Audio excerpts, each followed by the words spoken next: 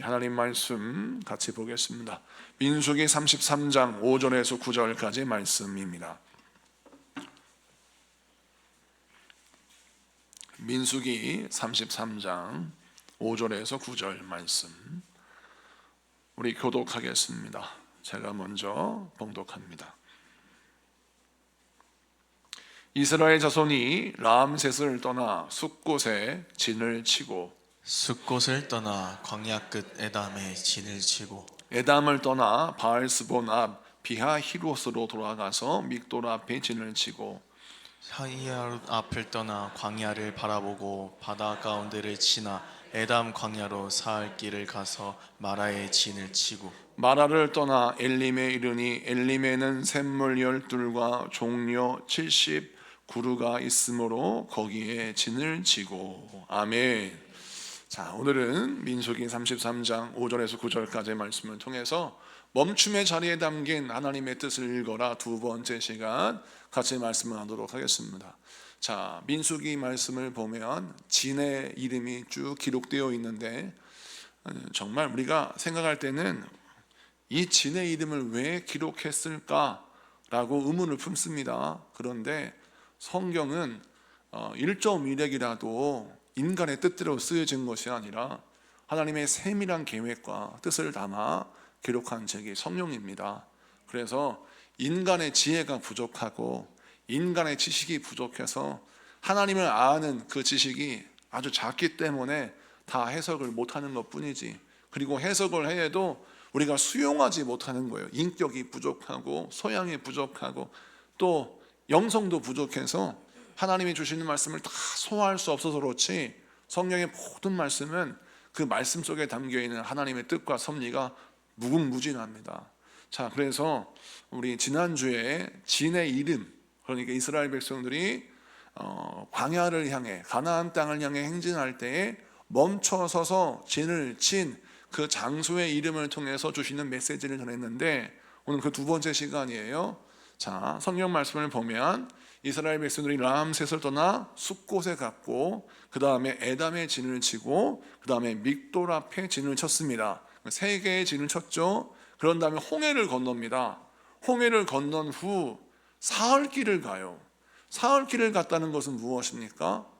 밤낮으로 3일 동안 걸었다는 거예요. 진을 치지 않고. 여러분, 이것을 그냥 읽으면 안 돼요. 오늘 읽은 본문 말씀 8절에 사흘 길을 가서 마라에 진을 치고 홍해를 건너가고 나서 이스라엘 백성들이 3일 동안 잠도 안 자고 하루 종일 길을 걸어가서 마라에 이뤘을 때 비로소 진을 치고 그곳에서 쉬었다는 겁니다. 그러니까 그냥 우리는 무심코 읽지만 이 말씀 속에는 뭔가 하나님의 뜻이 담겨 있는 것이죠. 민수기 33장 8절은 간단히 쓰여져 있지만 출애굽기 15장 22절부터 보면 이 말씀이 좀 더 자세히 설명되어 있습니다. 출애굽기 15장 22절, 23절, 24절 말씀을 좀 볼까요? 자, 같이 읽어보겠습니다. 시작. 모세가 홍해에서 이스라엘을 인도하매 그들이 나와서 수르 광야로 들어와서 거기서 사흘 길을 걸었으나 물을 얻지 못하고 마라에 이르렀더니 그곳 물이 써서 마시지 못하겠으므로 그 이름을 마라라 하였더라.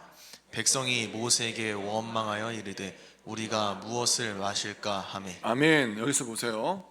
자, 우리가 한번 그림을 그려보는 겁니다. 이스라엘 백성이 홍해를 건넜어요. 얼마나 놀라운 기적입니까?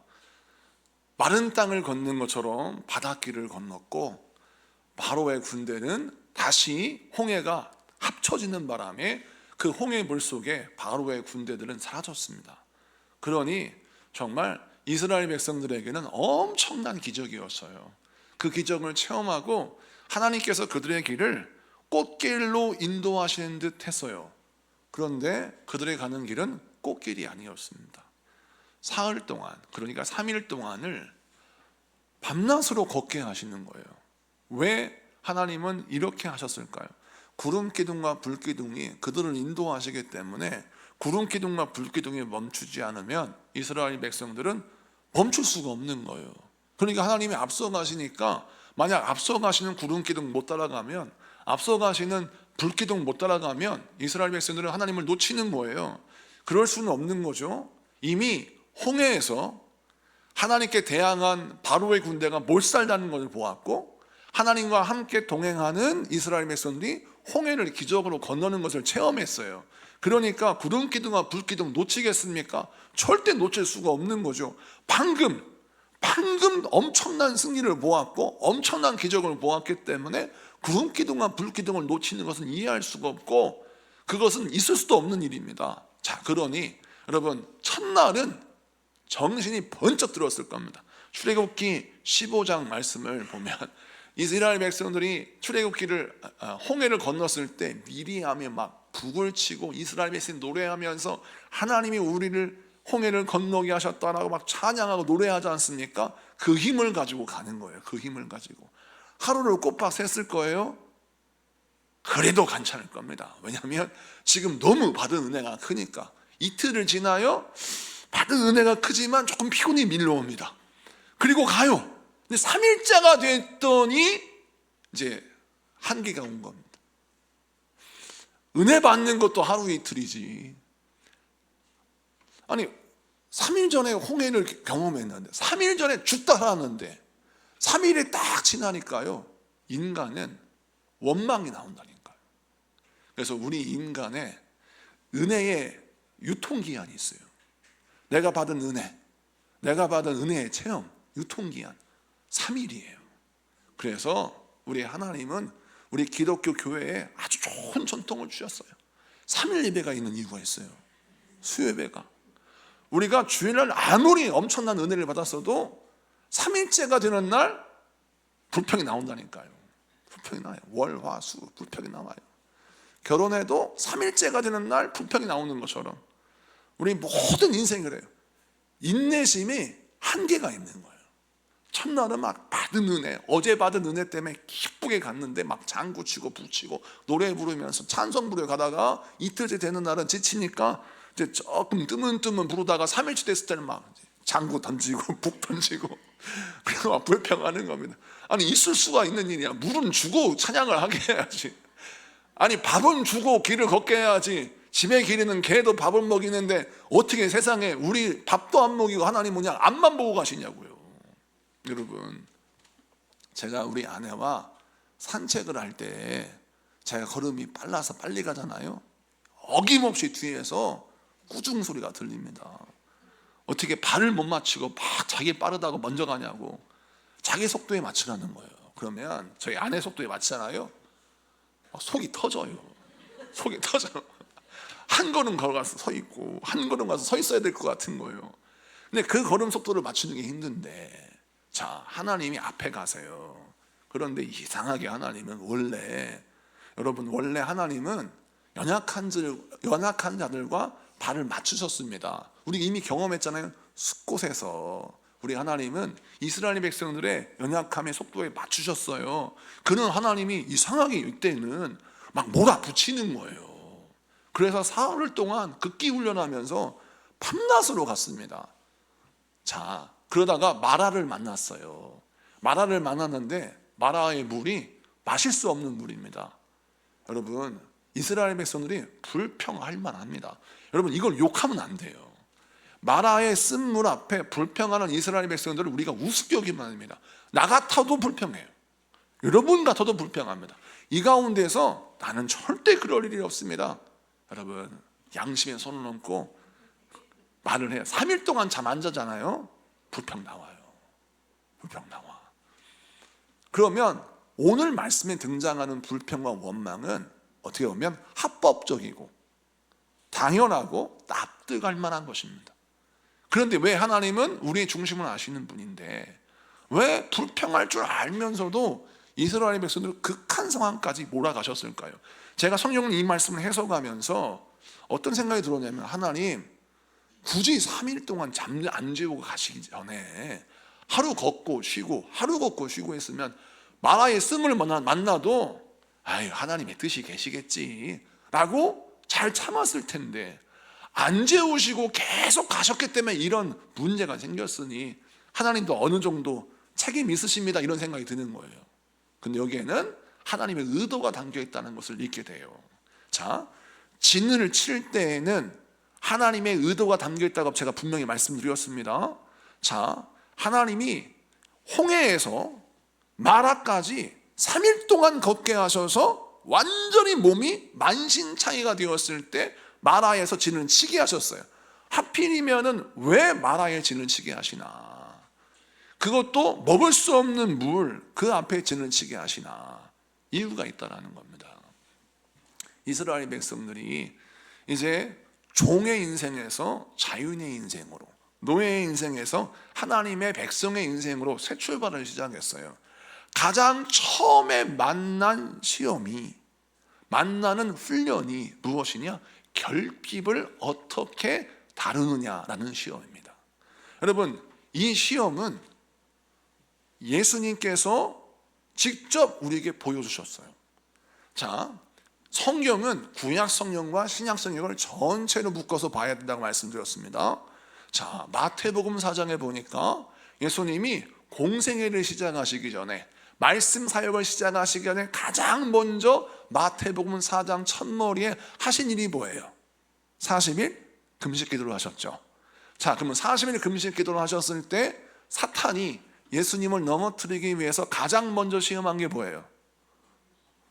결핍을 자기의 방법으로 해결하라는 거죠. 돌을 떡으로 만들어 먹어라. 자, 우리는 마태복음 4장을 폭넓게 다양하게 해석할 수 있습니다. 제가 이 마태복음 4장에 예수님의 사단의 시험, 세 가지 시험을 정말 여러 가지 버전으로 설교해 드린 적이 있어요.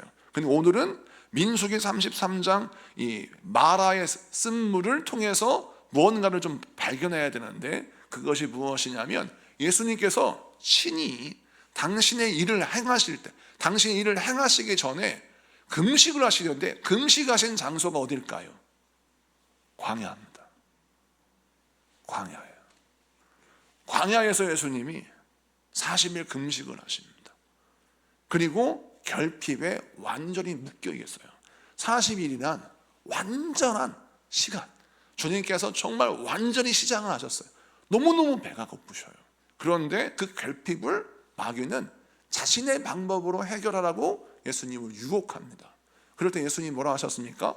이렇게 말씀합니다. 사람이 떡으로만 살 것이 아니라 하나님의 입으로 나오는 말씀으로 살 것이다. 아멘. 여러분, 이 말씀은 무엇을 뜻해요? 아무리 내 인생에 결핍이 심하고, 아무리 내 인생에 가난과 빈곤이 나에게 찾아온다 할지라도, 내가 정말 죽을 것 같이 고통스러운 환난을 만났다 할지라도, 항상 이 결핍을 푸는 방법은 어떤 방법으로 풀어야 되냐면 믿음의 방법으로 풀어야 되고, 말씀의 방법으로 풀어야 되고, 절대 우선순위가 바뀌어서는 안 된다는 것입니다. 아무리 배가 고파도, 아무리 내가 힘들고 어려워도 우선순위, 말씀이 더 중요하고 믿음이 더 중요하고 항상 하나님을 향한 나의 신앙이 더 중요하다는 사실이에요. 목구멍에 포도청이라고 배가 고프면 믿음이 막 확 바뀌어가지고 불신앙이 되고 믿음이 의심이 되고 배교가 되면 이것은 진짜 믿음이 아니라는 겁니다. 그래서 예수님이 친히 우리에게 뭘 보여주세요? 광야 같은 인생에서 가장 먼저 만나는 시험이 뭐냐?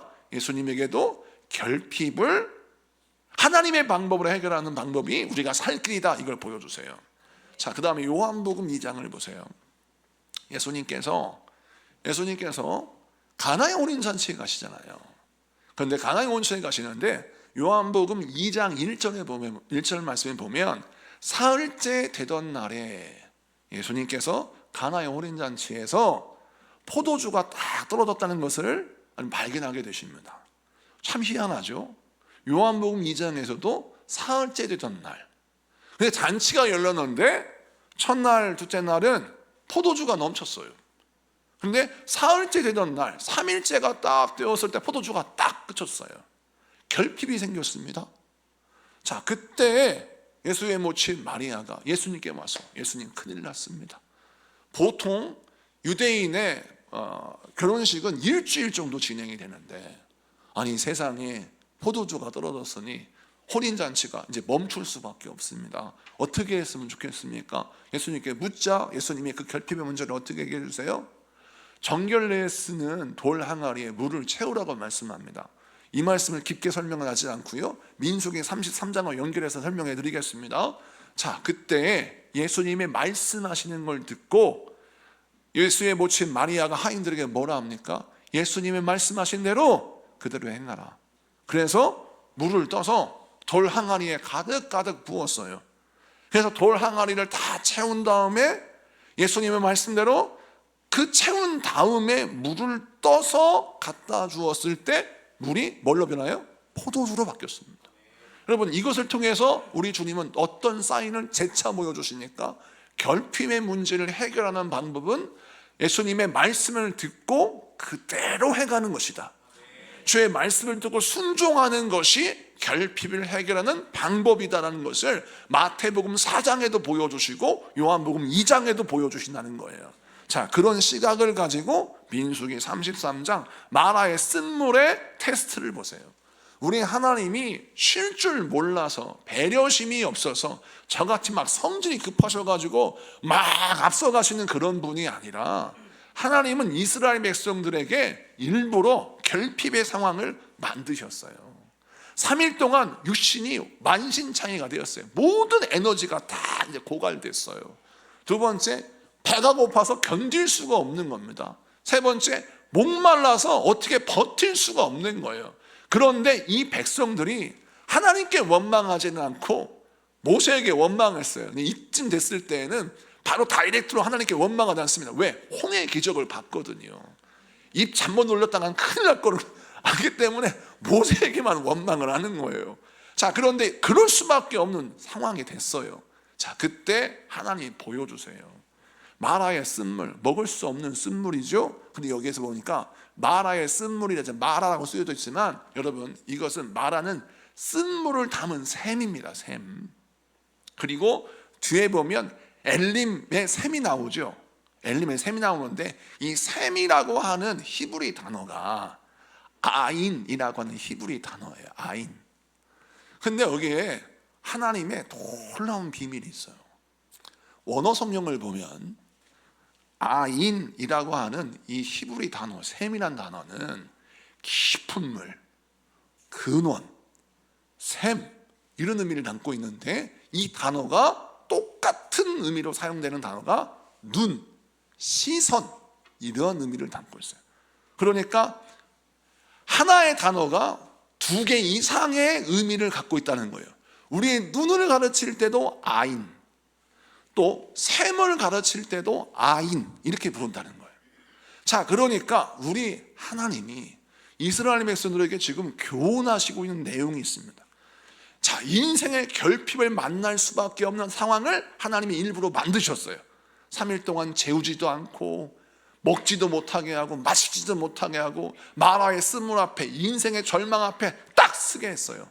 그런 다음 우리의 하나님이 우리에게 뭘 가르쳐 주시냐면 결핍을 만났을 때 우리의 눈이 무엇을 바라보냐가 중요하다는 거예요. 할렐루야. 우리의 눈이 마라의 쓴물, 마라의 쓴 샘을 바라보냐 아니면 우리를 인도하시는 하나님을 바라볼 것이냐, 이 태도가 중요하다는 거예요. 마라의 쓴물을 만났을 때 우리의 시선과 우리의 눈이 하나님을 바라보면 마라의 쓴물을 해결할 수 있는 방법이 생겨요. 근데 마라의 쓴물만 바라보면 원망이 생기고 나를 인도하신 하나님이 아닌 사람인 모세를 바라보면 원망만 생긴다는 것입니다. 여러분, 많은 그리스도인들이 믿음 있다고 말하면서 홍해의 기적을 체험할 때는 막 북치고 장구치고 노래하고 나팔을 불면서 하나님이 우리를 살리셨다, 나에게 큰 은혜 주셨다라고 떠벌려지면 딱 인생의 한계점을 딱 만나면 본질이 드러나요. 원래 그 사람의 본질이 드러나요. 자, 그런데 이것이 잘못된 게 아닙니다. 우리는 그럴 수밖에 없는 존재예요. 자, 그래서 우리가 누가 필요하냐? 예수 그리스도가 필요한 겁니다. 마라의 쓴물을 어떻게 해결합니까? 하나님이 말씀하십니다. 저 쓴물에 나무를 던져봐라. 그래서 모세가 나무를 던져요. 그러자 쓴물이 단물로 바뀌죠. 먹을 수 없는 죽음의 물이 마실 수 있는 생명의 물로 바뀝니다. 자, 죽음의 샘은 막 물이 나오는데 그 물이 사망의 물이에요. 근데 그 사망의 물에 나무가 던져졌더니 생명의 물로 바뀌었어요. 이것은 뭐 장로교, 침례교, 감리교, 순복음 모든 복음주의 교단에서 뭘로 해석하느냐? 예수님의 십자가로 설명하는 겁니다. 자, 그렇다면 우리 하나님이 우리에게 무엇을 설명하시냐면, 너희가 인생을 살 때 아무리 홍해의 기적을 경험하고 아무리 똑똑하고 아무리 재물이 많고 아무리 너희가 강건한 힘을 가지고 있다 할지라도 인생의 한계를 반드시 만난다. 그러면 인생의 한계를 만날 때, 인생의 결핍을 만날 때 반드시 필요한 게 무엇이냐? 네 힘으로 해결하지 말고 마라의 쓴물을 단물로 바꾸시는 예수님, 우리 인생의 절망을 소망으로 바꾸시는 예수님, 그 예수님을 바라보라는 거예요. 그러면 너의 인생은 사망의 생명으로 바뀌고 막 사망을 품어내는 셈이 생명을 품어내는 셈으로 바뀌어버린다는 거예요. 그래서 우리가 신앙생활 어떻게 신앙생활 해야 돼요? 아, 그렇구나. 내가 결핍을 만날 때마다, 인생의 고난을 만날 때마다 주를 바라보는 것입니다. 주를 바라보며 주님께서 나를 인도하십니다. 주님께서 나를 이끄십니다. 그러므로 이것은 어떻게 드디어 설명할 수 있냐면, 우리가 고난을 만나고 환난을 만나고 정말 인생의 낙심한 막다른 골목을 만났어요. 그럴 때마다 우리는 무엇을 기억해야 돼요? 하나님이 나에게 특별한 은혜의 비결을 알려주시고자 이 막다른 골목으로 몰아가셨다는 것을 알아야 돼요. 근데 많은 사람들이 하나님을 신뢰하지 못하고 하나님의 성품을 신뢰하지 못하고 보이는 현상과 상황만 보고 하나님을 섣불리 판단하는 게 문제입니다. 하나님이 나를 이런 막다른 골목으로 몰아가셨던 걸 보니까 하나님은 사랑의 하나님이 아니시네. 하나님이 나를 먹을 것 없는 이 마라의 쓴물 앞에 몰아가신 걸 보니까 하나님은 매정한 분이시구만, 이러한 생각을 하니까 마라의 쓴물에서 멈춰버리는 거예요. 하나님이 그게 답답하시는 겁니다. 구원받은 그리스도인에게 고난은 어쩔 수 없는 과정입니다. 다윗도 왕으로 기름 부음 받은 다음, 골리앗을 쓰러뜨린 다음 어떻게 됩니까? 죽을 고생을 합니다. 10년 동안 그가 얼마나 많은 고생을 했습니까? 다윗의 연대기 시리즈 설교를 하면서 제가 소개해드렸잖아요. 다윗이 죽을 고생한 걸 설명해드렸어요. 예수님도 부활의 선물을 우리에게 주시기 위하여 십자가에 못 박혀 죽으셨고 모진 피를 흘리셨고 고통당하셨습니다. 주님께서 우리에게 무엇을 알려주셨어요? 영원한 생명은 거저 얻은 것이 아니라 대가를 지불하셨다는 것입니다. 우리도 마찬가지입니다. 이 땅 살아갈 때 천국 가는 그날까지 우리는 믿음의 삶을 살아가지만 고난과 결핍과 어려움을 만날 수밖에 없어요. 그래서 이스라엘 백성들이 고난, 광야를 행전하는 것을 통해서 우리 하나님이 우리의 믿음 생활을 설명해 주십니다. 우리는 천국에 가면 눈물, 고통, 아픔도 없는 저 천국에서 주님과 함께 영원한 안식과 복락을 누려요. 근데 천국에 지금 아직 안 갔잖아요. 영생을 가진 자고 하나님의 자녀지만 우리는 아직 천국을 안 갔어요. 육신을 입고 이 땅에서 죄 많은 이 세상에 살고 있습니다. 그러면 이 세상에 살아갈 때 욥의 고난을 만날 수밖에 없다는 것이죠. 욥의 고난을 만날 수밖에 없는 우리들이 어떻게 생존할 수 있을까요? 마라의 쓴물을 만날 때마다 우리는 마라의 쓴물을 보지 말고 마라의 쓴물을 단물로 바꾸시는 우리 하나님의 그 은혜와 사랑을 바라보면서 보이는 현상 믿지 말고 하나님의 성품을 믿으라는 것입니다. 할렐루야. 우리 성도님들이 축복 기도를, 제가 축복 기도를 해드리면 우리 성도님들 너무 좋아들 하시는데, 한 번은 저희 딸이 저한테 질문을 해요. 왜 아빠는 항상 기도하실 때 좋으신 하나님 이렇게 기도하시냐요. 사랑의 주님. 그러고 보니까 제가 항상 기도를 할 때 사랑의 하나님, 좋으신 아버지, 항상 좋으신 하나님, 사랑의 하나님, 이걸 굉장히 많이 하더라고요. 이유가 있어요. 제가 젊은 시절에 인생의 결핍이요, 궁핍이요, 참 못난 인생을 살 때에는 입에서 좋으신 하나님이란 말이 잘 안 나왔어요. 하나님은 나에게 좋으신 하나님이 아니라 무서운 하나님이에요. 내가 눈빛만 잘못해도 너 이놈! 눈빛을 왜 그렇게 떠?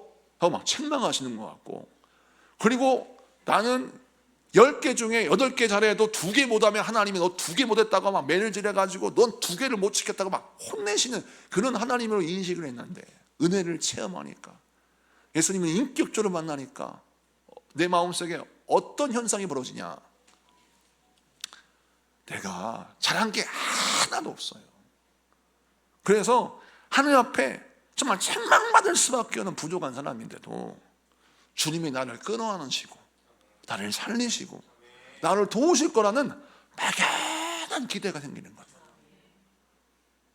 그래서 내 입속에서 하나님은 좋으신 하나님, 사랑의 하나님, 생명의 하나님, 능력의 하나님, 창조의 하나님, 이걸 선포하게 되더라는 거예요. 근데 참 희한한 건, 그렇게 하나님의 성품을 내가 인정해드리면서 말씀이 증거하고 말씀이 가르치는 바 하나님의 성품을 그대로 선포하고 믿고 기도했더니, 놀라운 것은 그 선포한 믿음대로 내 인생 가운데 사랑의 하나님의 역사가 일어나고 능력의 하나님의 역사가 일어나고 좋으신 하나님의 역사가 일어나더라는 것입니다. 그래서 제 기억을 더듬어 보니까, 제가 처음 개척했을 때 교회가 너무너무 작아서 금요 성령 집회 때 1명 2명 올 때가 있어요. 처음 일성전 때. 근데 그때 좋으신 하나님을 선포할 수밖에 없는 이유는, 눈에 보이는 건 빈자리지만 하나님이 나에게 보내신 영혼들을 바라볼 때에는 가득 찬 천사들이 이 자리에 참석해 있는데, 그 꿈을 꾸면서 하나님은 좋으신 하나님입니다. 심지어는 우리 교인들한테 그 당시 제가 뭐라 그랬냐면, 우리 교회는 교회가 조금해서요, 우리 교회는 개척교회라서, 이런 말 했다가는 제가 그냥 홍구멍을 냈어요. 그런 말 하지 말라고. 우리는 개척교회가 아니라 부흥하고 있는 새교회라고 말을 바꾸라고. 지금 그런 기억 나실 분 계실 거예요. 우리 교회가 조금해서요, 조금밖에 안 모여서, 이런 말 했다가는 제 인상이 벌써 구겨져가지고, 집사님 다시 바꾸세요. 그럼 어떻게, 천사가 가득한 교회 아닙니까? 우리는 사람 반 천사 반. 할렐루야. 자, 이렇게 선포했더니 진짜 믿음대로 천사 같은 분이 오셨어요. 옆에 인사해 보세요. 당신은 천사입니다. 할렐루야. 믿음대로 돼요. 믿음대로. 내 옆에 빈자리가 가득하다고 생각하면 인생의 공허함과 결핍이 가득 차서 좋으신 하나님이 절대 안 나와요. 내 안에 좋으신 하나님을 선포했더니 빈자리가 천사가 앉아 있는 거예요. 나를 도우시는 하나님의 천사가, 하나님의 사사가 이 자리에 가득 차더라는 겁니다. 여러분 집에 빈집을 선포하십시오. 여러분 빈집에 가난만 있는 줄 아십니까? 질병만 있는 줄 아십니까? 근심과 걱정만 있습니까?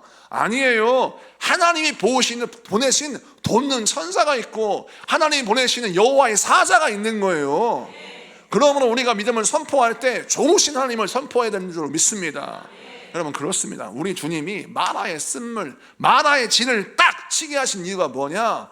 우리 하나님이 가장 먼저 광야에서 말씀하시는 첫 번째 메시지, 마라의 쓴물 앞에서 진을 치게 하신 이유는 뭐냐면, 이곳에 머물러서 봐라, 쓴물을 단물로 바꾸는 것을.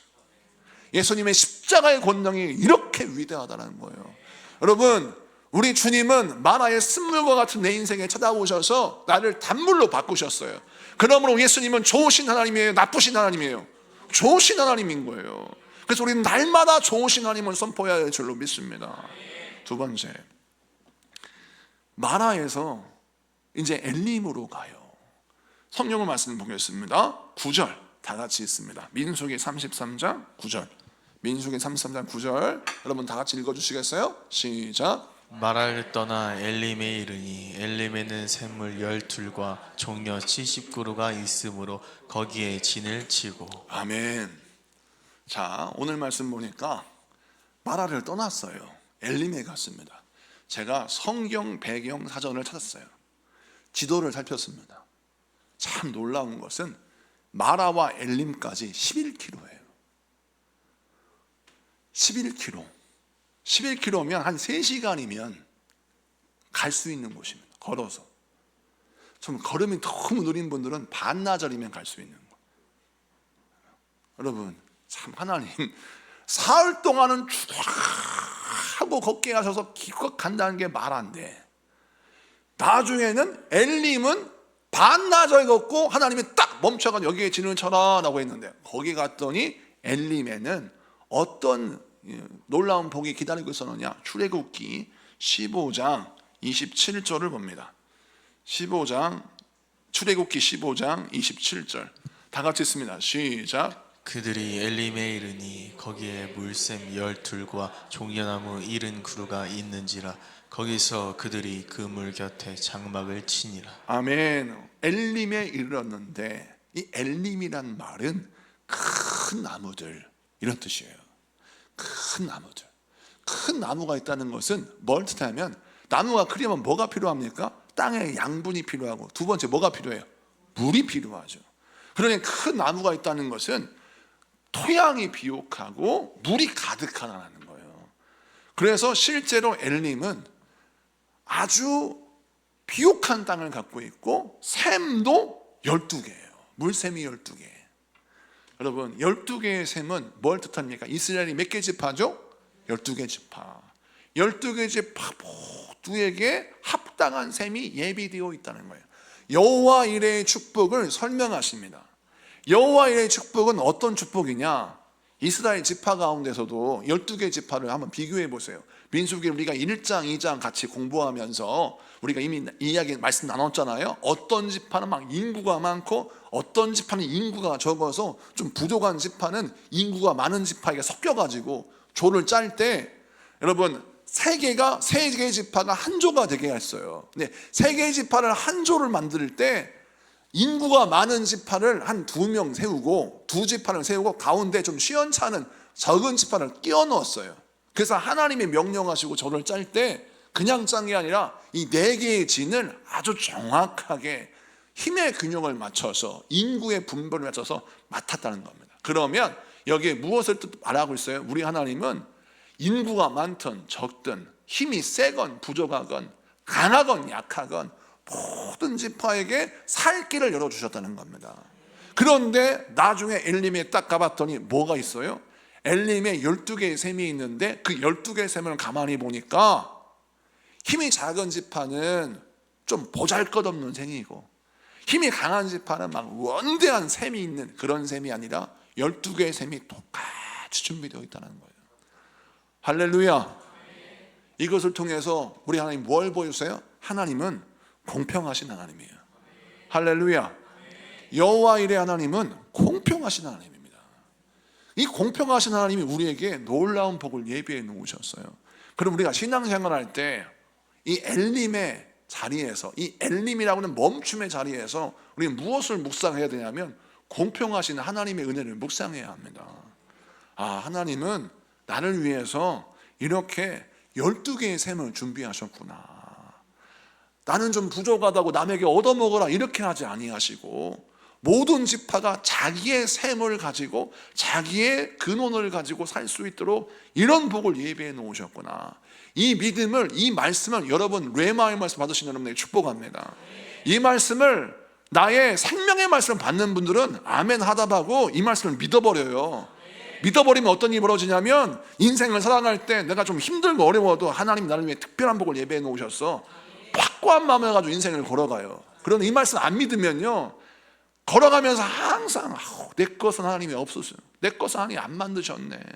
나는 왜 이렇게 사람들에게 얻어먹는 인생 만드셨을까? 이런 못난 이야기만 하는 겁니다. 절대 그렇지 않아요. 하나님은 공평하신 하나님이에요. 그래서 여러분을 위한 12개의 샘을 예비하셨음을 믿고 나를 위한 샘의 근원이 준비되는 것을 믿고 여러분 믿음의 길을 걸어가신 여러분에게 축복합니다. 세 번째 말씀만 마치는데 제가 마라와 엘림 사이의 거리가 몇 킬로라고 말씀드렸어요? 11km. 11km를 걸어갔더니 엘림이 있었어요.